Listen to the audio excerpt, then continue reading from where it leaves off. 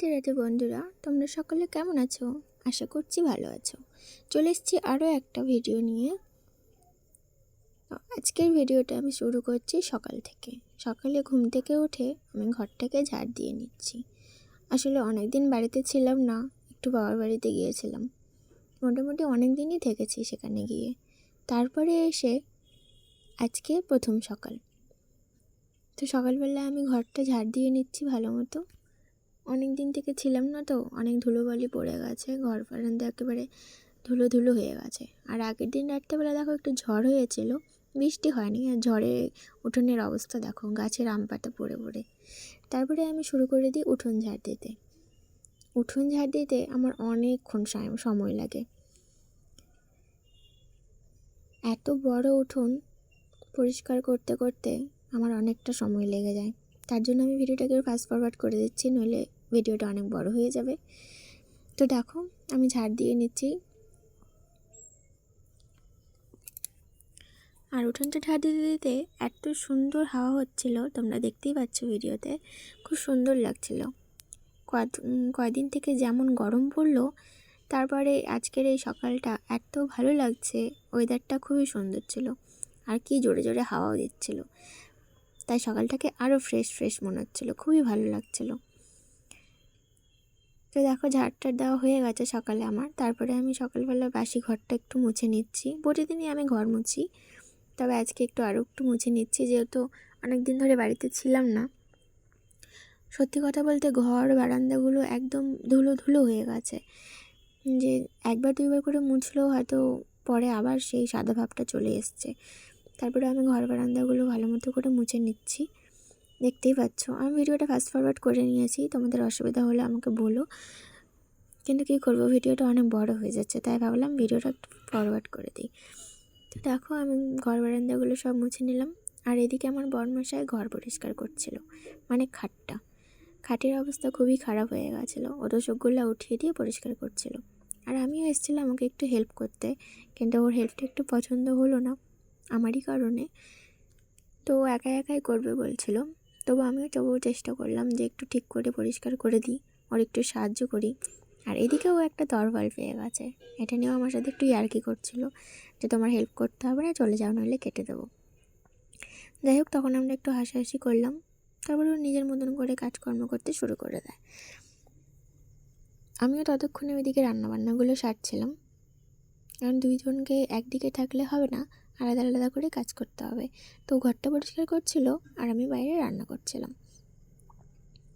এখানে ওকে দেখে নিচ্ছিল কাগজপত্র, যে বিছানার নিচে অনেক সময় আমি কাগজপত্র লুকিয়ে রাখি, তো সেগুলো ভালো মতো খুঁজে খুঁজে দেখে নিচ্ছিল যে কোনটা কাগজপত্র দরকার আছে, কোনটা নেই। যেটা দরকার নেই সেটা ফেলে দেবে, আর যেটা দরকার ছিল সেটা ভালো মতো দেখে নিচ্ছিল। এটা আমাদের একটা ব্যাংকের বই ছিল, তো সেটাও ও দেখে নিল ভালো মতো করে।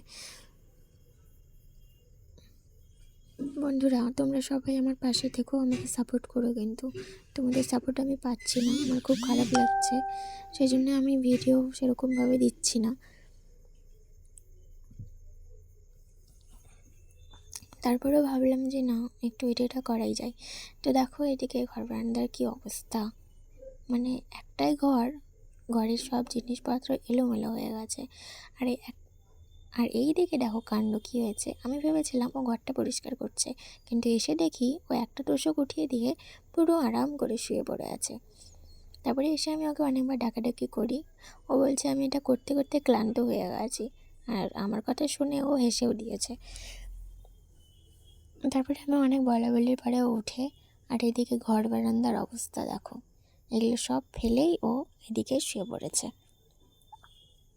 তারপরে আমি ডাকাডাকি করি, ও উঠে পড়ে, এদিকে হাসাহাসিও শুরু করে দেয় একটু। ও বলছিল যে আমি আর করতে পারবো না, তুমি করে নাও। আমি বললাম যে না, তুমি যখন ধরেছো তখন কাজটা তোমাকেই শেষ করতে হবে। তারপরে ও বললো যে না, তুমি ঘরটা পরিষ্কার করে নাও, আর আমি গিয়ে ওইদিকে কাপড় ভিজিয়েছো সেই কাপড়গুলো ধুয়ে দিই। আসলে সেদিনও ছুটিতে ছিল, কাজে যায়নি।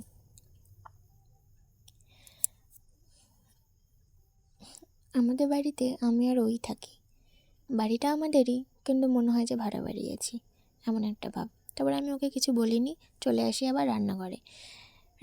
আমি রান্না করতে দেখি ওরে বাবা, কড়াইয়ের মধ্যে তেল দিয়ে কড়াই একেবারে পুড়ে যাচ্ছে, তেল এত গরম হয়ে গেছে। ভেবেছিলাম একটু আমের আচার করব, তাই গাছ থেকে আম পেড়ে নিয়ে এসে আমের আচারের জন্য তৈরি হয়ে পড়ি। তো দেখো তেল গরম করে আমি এখানে আমগুলো দিয়ে নিয়ে ভালো মতো কেটে লবণ হলুদ দিয়ে আমগুলোকে আমি ভেজে নেব। আমের আচার খেতে এই গরমের মধ্যে কার না ভালো লাগে বলো? আর আমারও খুবই ভালো লাগে। তোমাদের কার কার ভালো লাগে সেটা অবশ্যই আমাকে কমেন্ট করে জানিও। তো দেখো আমি আমগুলোকে ভেজে নিচ্ছি ভালো মতো। এখানে আমি 5 ফোড়ন, শুকনো লঙ্কা দিয়ে ফোড়ন দিয়ে তারপরে আমি আমগুলোকে দিয়ে লবণ হলুদ দিয়ে ভেজে নিচ্ছি। আর এইদিকে আমার তরকারি হয়ে গেছে।